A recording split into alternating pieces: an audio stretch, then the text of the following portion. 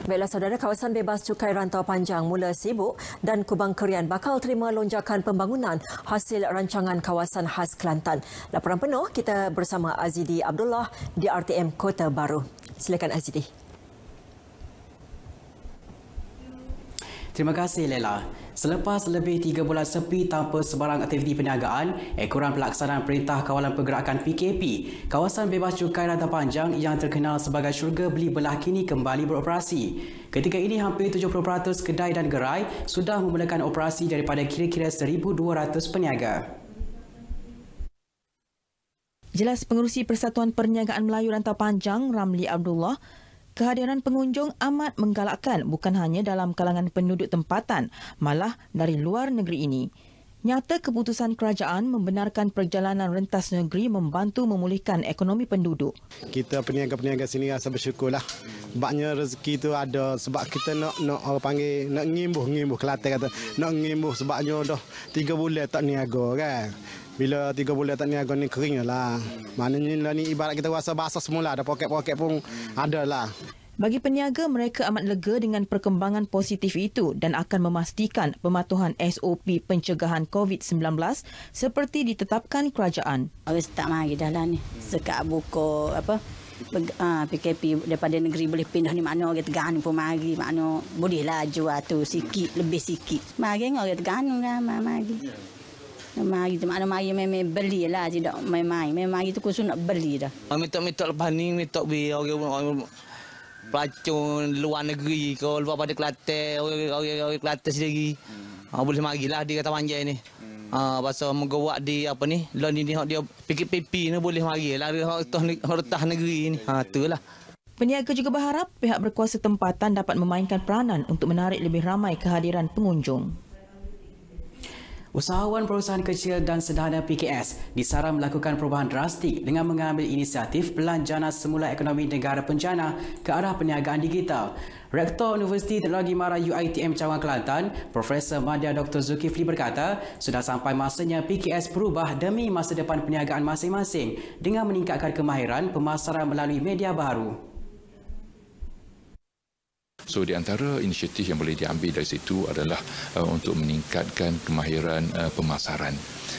Sebab pada masa ini pemasaran kita sukar untuk dibuat secara manual lagi.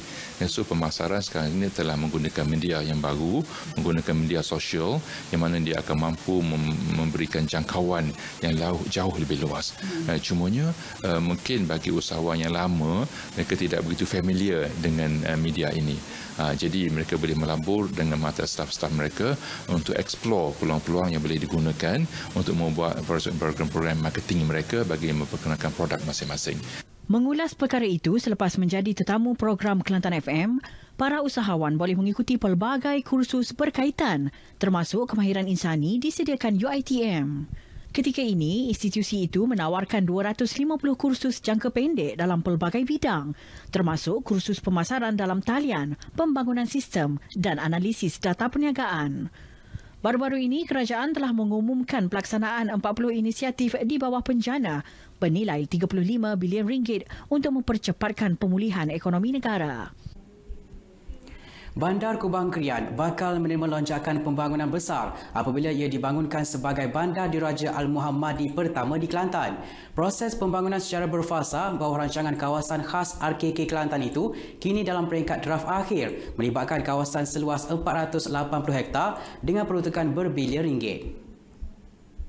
Menurut Pengarah Jabatan Perancang Bandar dan Desa Kelantan, Hassan Yaakob, projek itu meliputi 6 teras iaitu guna tanah holistik, identiti diraja dan Islam, kemudahan awam lengkap, tanah awam mencukupi, infrastruktur cekap, mobiliti dipertingkat dan pemangkin ekonomi. Cadangan projek bagi merubah lanskap pembangunan Kubang Kerian itu telah dikenal pasti dan dibahagikan kepada 3 kategori iaitu projek quick win, projek jangka pendek dan jangka panjang. Konsepnya kita sendiri berdasarkan dasar-dasar yang telah ditetapkan oleh kerajaan negeri. Yang keduanya adalah kita untuk menerapkan ciri-ciri seni bina dan budaya tempatan dalam reka bentuk bandar, dalam perancangan bentuk fizikal dan sebagainya. Beliau mengulas perkara itu selepas sesi temu bual Radio Malaysia Kelantan FM di Kota Baru. Bagi memastikan penglibatan menyeluruh masyarakat, Majlis Perbandaran Kota Baru Bandaraya Islam telah mengadakan program publicity bermula 1 Jun lalu sehingga 12 Julai ini. Apa-apa saja perancangan, kita tak nak supaya benda tu walaupun sehebat mana perancangan sebelah pihak. Ini perlu melibatkan secara inklusif pihak-pihak yang ada kepentingan. Dan kita harapkan bila proses publicity. Laporan tadi mengakhiri berita wilayah dari RTM Kelantan. Kembali ke Angkasa Puri untuk berita selanjutnya. Assalamualaikum dan salam sejahtera. Waalaikumsalam Azidi, terima kasih.